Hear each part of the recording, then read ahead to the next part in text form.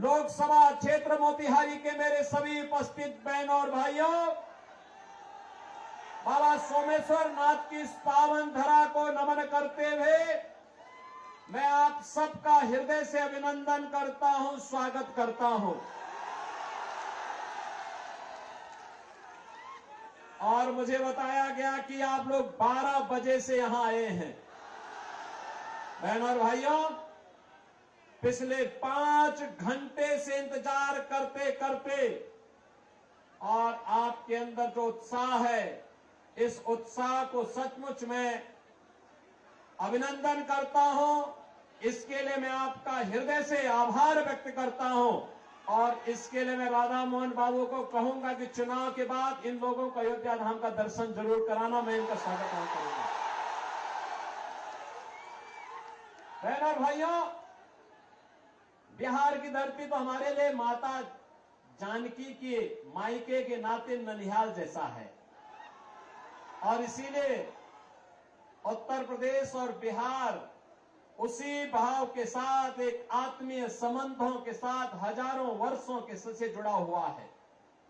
मुझे जब भी बिहार आना होता है मुझे बहुत अच्छा लगता है, आत्मा अभिभूत होती है और आपके उत्साह को देख करके मुझे और भी आनंद की अनुभूति होती है। आज जब लोकसभा का चुनाव चल रहा है, छठे चरण का आज अंतिम चुनाव प्रचार का दिन है। आज सुबह सुबह मुझे पहले पुरी जाना पड़ा, वहां से फिर एक और लोकसभा सीट पर जाने के बाद मैं यहां आ रहा था, हेलीकॉप्टर दूसरी सीट पर चला गया। लेकिन दोनों स्थानों पर मुझे प्रचार करने के लिए आना था। अभी आपके बीच में आया हूं, लेकिन मैं आपसे कह सकता हूं कि 5 चरणों के चुनाव देश के अंदर हुए हैं। अब तक मुझे 12 राज्यों में जाने का अवसर प्राप्त हुआ है और बहनों और भाइयों, मैं कह सकता हूं कि मोदी जी के समर्थन में पूरे देश के अंदर एक लहर अब मोदी सुनामी के रूप में बदल चुकी है। चारों ओर एक ही नारा गूंज रहा है, हर ओर एक ही स्वर है, हर एक नागरिक के मन में एक ही संकल्प है और वह स्वर और संकल्प है, वह नारा है कि फिर एक बार और अब की बार 400 पार। तो ये आरजेडी और कांग्रेस के लोगों को चक्कर आने लगता है 400 पार का नारा सुन करके, क्योंकि दोनों मिलकर के भी 400 सीटों पे चुनाव नहीं लड़े। और ये लोग कहते हैं कि 400 पार कैसे होगा, तो जनता जनार्दन कहती है, जनता जनार्दन एक ही बात कहती है कि राम भक्त ही राज करेगा दिल्ली के सिंहासन पर। और मोदी जी परम राम भक्त जो है, इसलिए मोदी जी फिर से प्रधानमंत्री बनेंगे। ये कहते हैं कैसे, तो जनता जनार्दन की ओर से आवाज आती है कि जो राम को लाए हैं।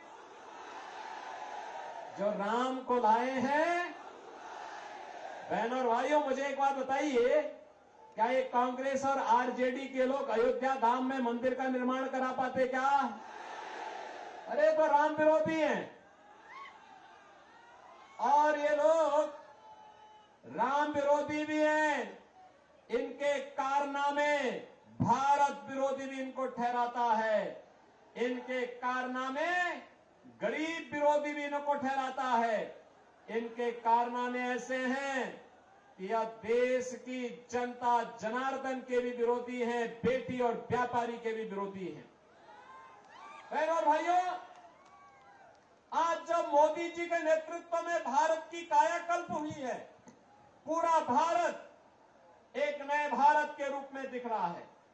पूरे भारत के अंदर अगर आप देखेंगे 4 लेन, 6 लेन, 12 लेन के हाईवे बन रहे हैं, एक्सप्रेस हाईवे बन रहे हैं, एयरपोर्ट बन रहे हैं, ट्रेन में अत्याधुनिक ट्रेन की सुविधा हो रही है, अत्याधुनिक ट्रेन की सुविधा आ रही है, वंदे भारत, अमृत भारत, नमो भारत के रूप में मेट्रो की सुविधा देश के अंदर अलग अलग सिटी में बढ़ती जा रही है।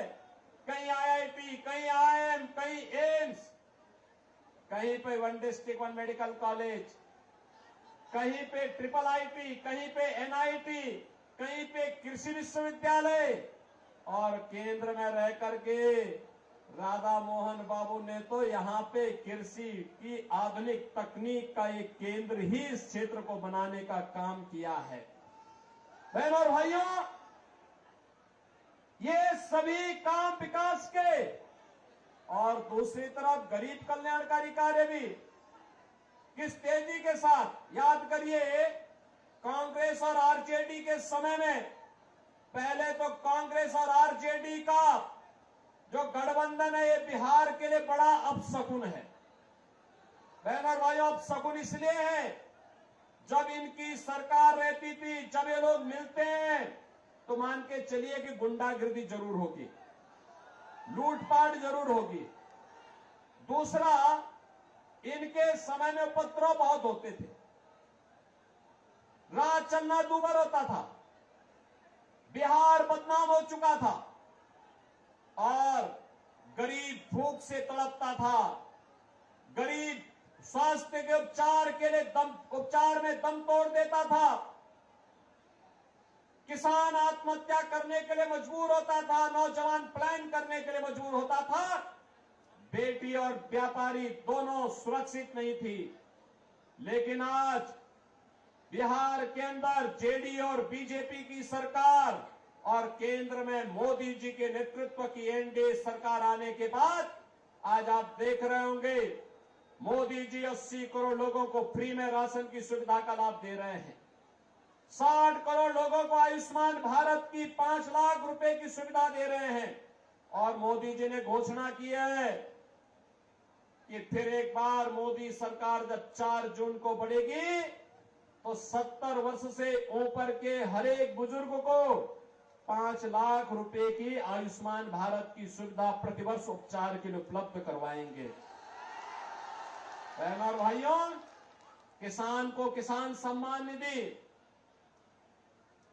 हर गरीब के घर में शौचालय, हर गरीब के घर में रसोई गैस का कनेक्शन, और मोदी जी ने घोषणा की है कि अभी 10 वर्ष में 4 करोड़ गरीबों के मकान बने हैं और अगले 5 वर्ष के अंदर बाकी जितने भी गरीब बचे होंगे, जिनके पास अपना मकान नहीं होगा या कच्चा मकान होगा, झोपड़ी होगी, उन सबको एक एक मकान उपलब्ध करवाने का काम करेंगे।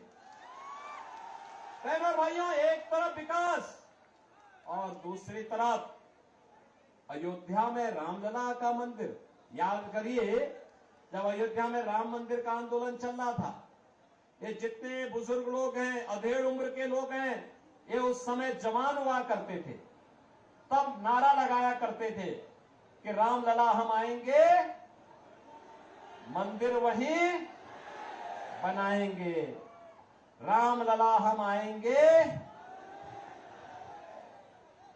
बहनों और भाइयों, आप याद करिए, आज से 25 साल 30 साल पहले ये नारे लगते थे, ये नारे गूंजते थे, हर एक ओर गूंजते थे।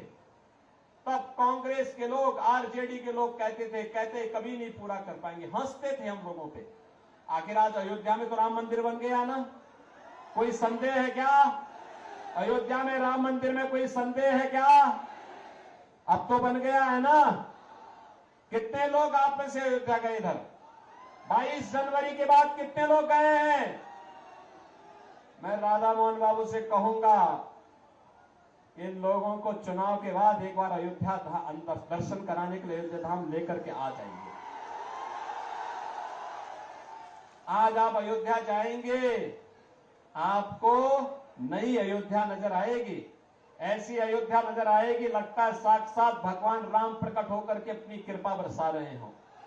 और बहनों और भाइयों, ये तब संभव हो पाया है जब भारतीय जनता पार्टी की सरकार मोदी जी के नेतृत्व में काम कर रही है।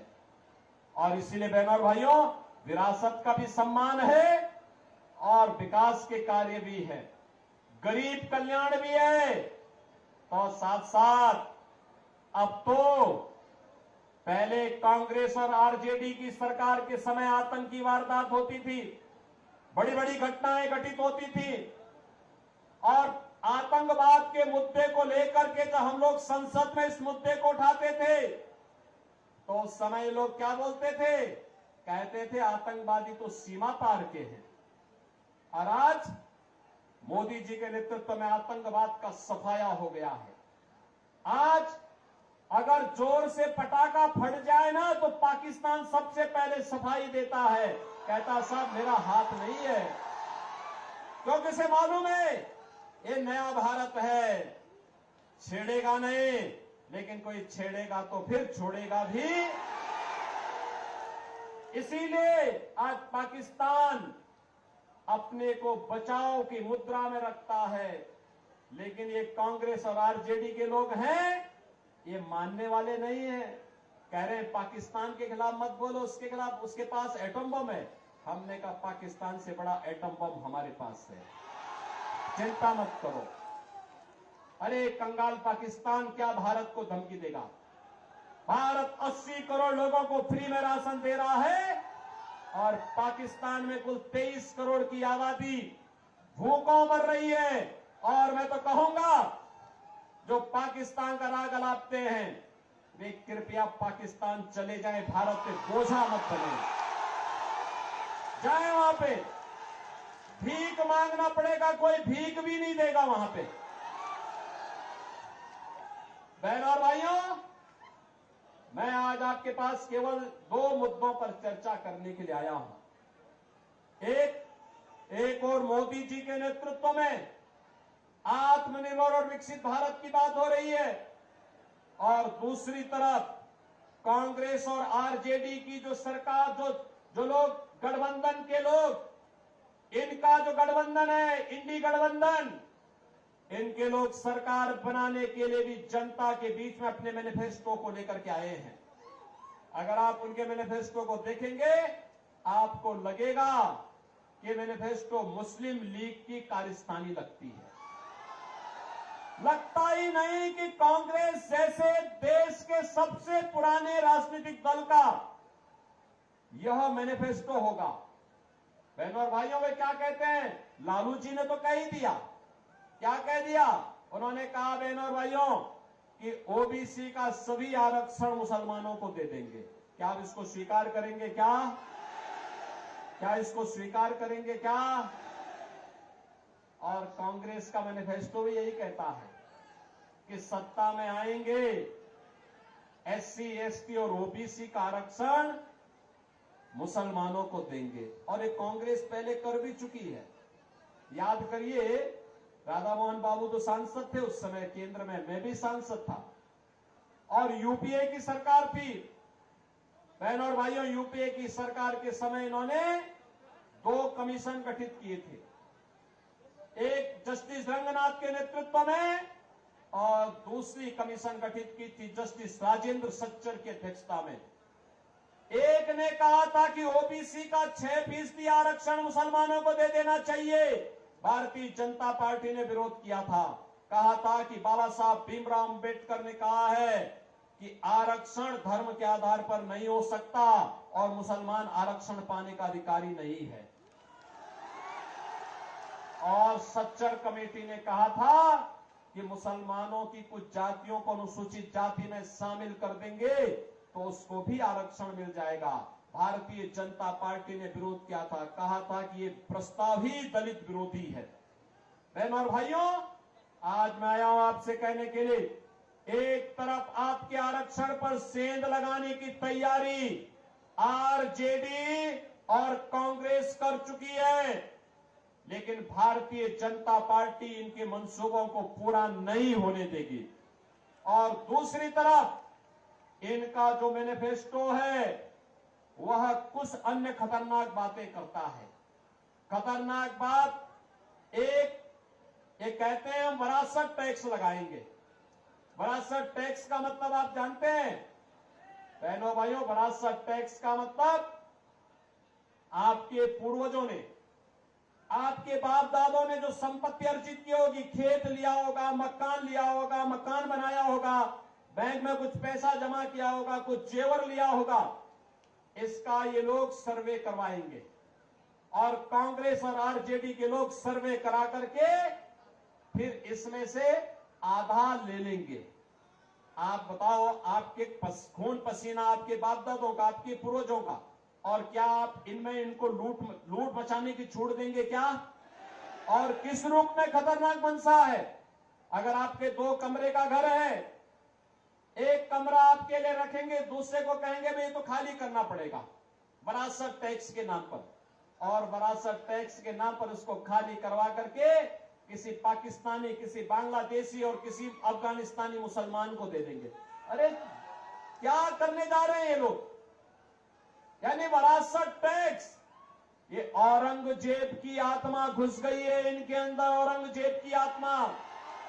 बहन और भाइयों, औरंगजेब मुगल काल का सबसे क्रूर बादशाह था। मुसलमान भी अपने पुत्र का नाम औरंगजेब नहीं रखता, क्योंकि औरंगजेब ने सबसे पहले अपने भाई की हत्या की, फिर अपने बाप को कैद करके एक एक बूंद पानी के लिए तरसाया था। अगर औरंगजेब की कारस्तानी देखनी है तो पटना की खुदाबख्त लाइब्रेरी में जाकर के पढ़िए। वहां पर इसका बाप शाहजहां, जिसने आगरा का ताजमहल बनाया था, शाहजहां कहता है कि किसी को औरंगजेब जैसा पुत्र न पैदा हो, क्योंकि इसने मुझे जीते जी एक एक बूंद पानी के लिए तरसाया है।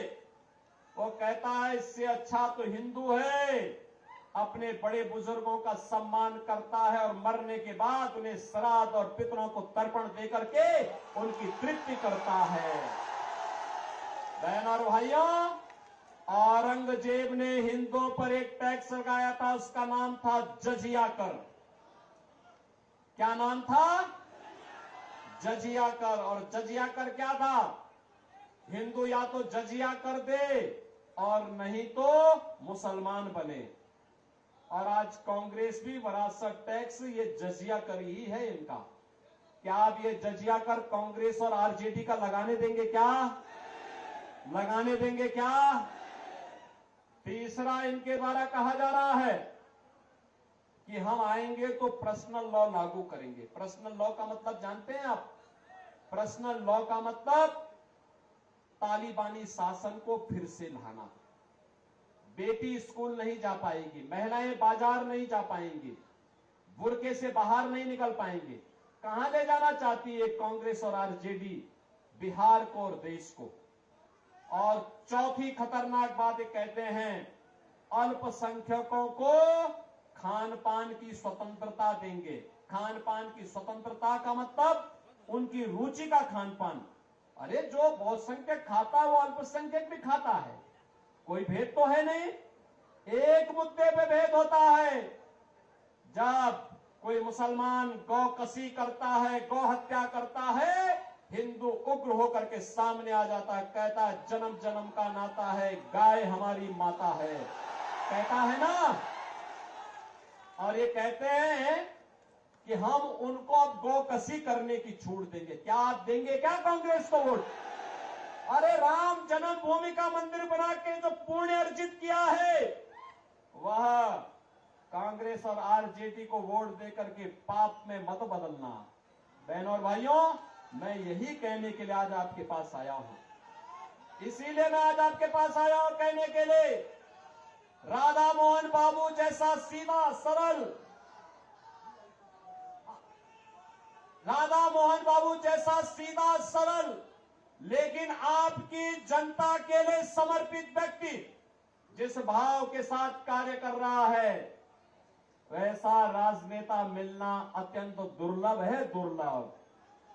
और इसलिए बहनों और भाइयों, जनता की अदालत में हम लोग आए हैं आपसे कहने के लिए, एक ही बात कहने के लिए आए हैं कि हमें राम विरोधियों को भी नहीं आने देना है, हमें जजिया कर लगाने वालों को भी नहीं आने देना है, हमें वीआईपी कल्चर वालों को भी नहीं टिकने देना है। समझ लिए ना। अब मुझे बताओ, रोज रोज तो सौदेबाजी करते हैं, सौदेबाजी करते हैं, रोज पलटी मारेंगे, सौदेबाजी करेंगे, क्या आप इनको आने देंगे क्या?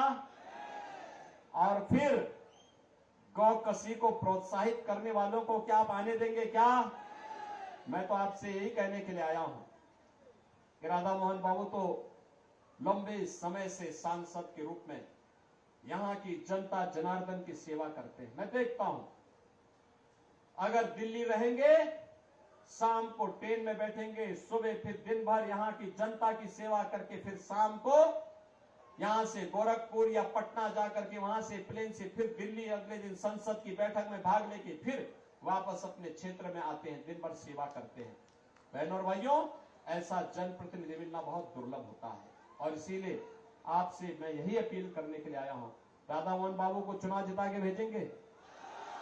400 पार में ये सीट भी होनी चाहिए, होगी ना? 400 पार तभी होगा जब राधा मोहन बाबू भारी बहुमत से विजयी बनकर जाएंगे। रिकॉर्ड वोट से रिकॉर्ड बनना चाहिए। बनाएंगे रिकॉर्ड, बनाएंगे, बनाएंगे। लेकिन इसके लिए आपको एक काम करना होगा, करेंगे? मोदी जी का संदेशा है, कल एक दिन का समय आपके पास होगा। आप में से इस संदेशे को घर घर कौन कितने लोग पहुंचाएंगे? थोड़ा हाथ खड़ा करके मुझे बताओ। उधर हेलीपैड की तरफ भी काफी बड़ी संख्या में लोग खड़े हैं, इधर भी खड़े हैं, सड़क की तरफ भी खड़े हैं। कितने लोग थे? दोनों हाथ ला के मुझे आश्वस्त करो। दोनों हाथ ला करके, दोनों हाथ ला करके खड़ो, हाथ खड़े करके मुझे बताओ पहले कितने लोग हैं जो मेरे संकल्प को घर घर पहुंचाएगा? आप पहुंचाने के लिए तैयार हैं? तो संकल्प होगा कि कल आप में से हर व्यक्ति को 15 घरों में जनसंपर्क करने के लिए जाना है और कमल खिलाने के लिए उनसे अपील करनी है। बोलेंगे ना? क्या बोलेंगे?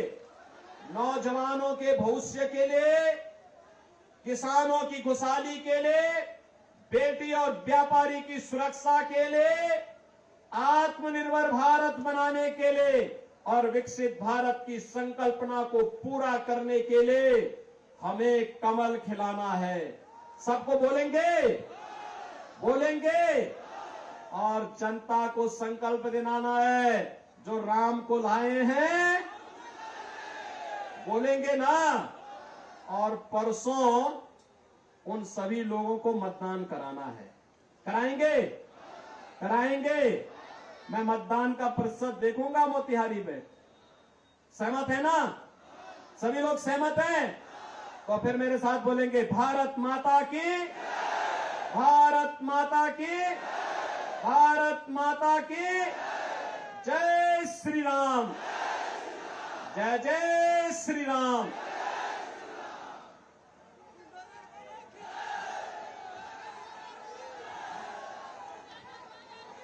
भारत माता की, भारत माता की।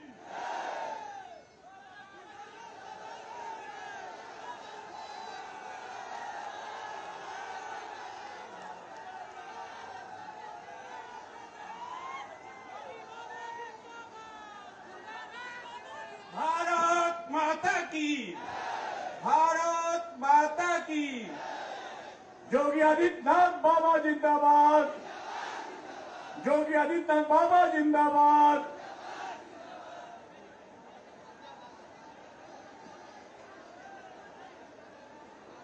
भारत माता की।